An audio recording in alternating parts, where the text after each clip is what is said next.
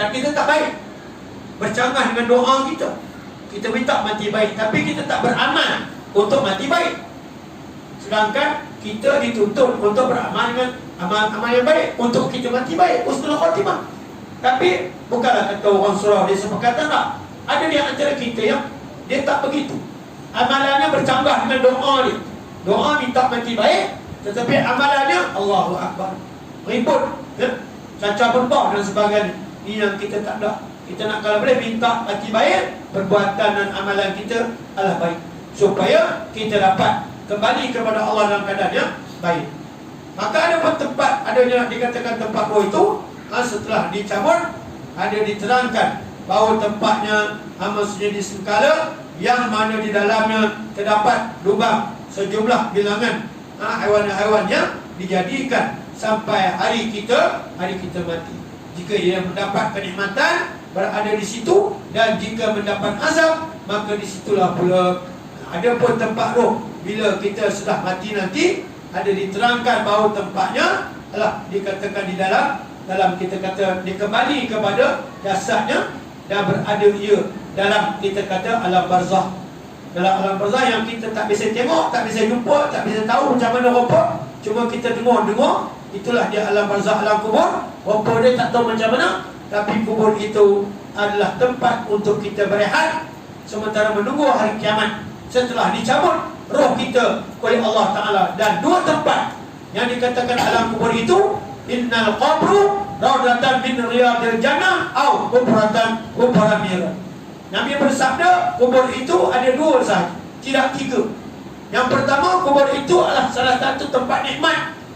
Karena tempat nikmat, dia menjadi taman surga, salah satu daripada taman-taman surga Allah dalam kubur. Siapa yang dapat? Orang yang mati baik. Satu lagi, kubur adalah jurang neraka, hubratan nir, satu jurang, lubang daripada lubang neraka. Siapa yang dimasukkan ke dalam alam barzah, yang dia dapat azab, maka itu tandanya, kata Nabi SAW, orang itu akan celaka dia di hari akhirat.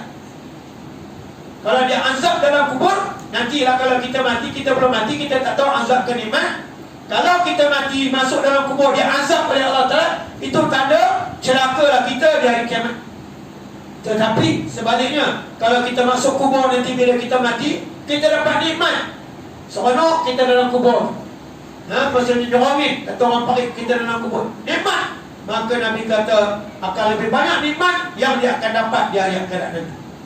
Itu yang kita risau dalam kubur kita, macam mana gambarkan kubur sudah menanti kita.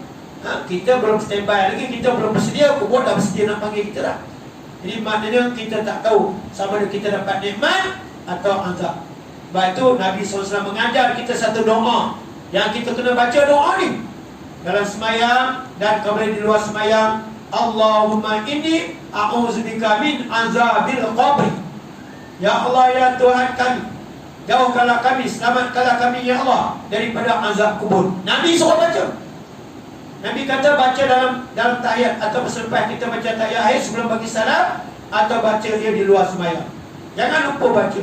Sebab Nabi kata azab kubur ni takkan mampu kita nak menerimanya kerana terlalu sakit, terlalu azab siksaannya. Jadi maknanya minta kepada Allah jangan kita dikenakan azab kubur, dan minta kepada Allah nikmat kubur. InsyaAllah mudah-mudahan ya, dengan amalan yang kita buat, InsyaAllah kita dapat apa yang dijadikan oleh Nabi kita Muhammad sallallahu alaihi wasallam.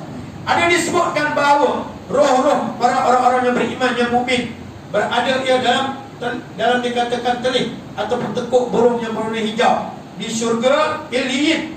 Ada pun roh orang-orang yang kafir, orang-orang yang jahat, berada ia dalam telih atau tekuk burung yang hitam, maksudnya di neraka. Dan ada dikatakan bahawa rohnya para mukmin ketika maksudnya dicabut. Ini cerita tentang roh orang-orang yang beriman dan orang-orang yang kafir.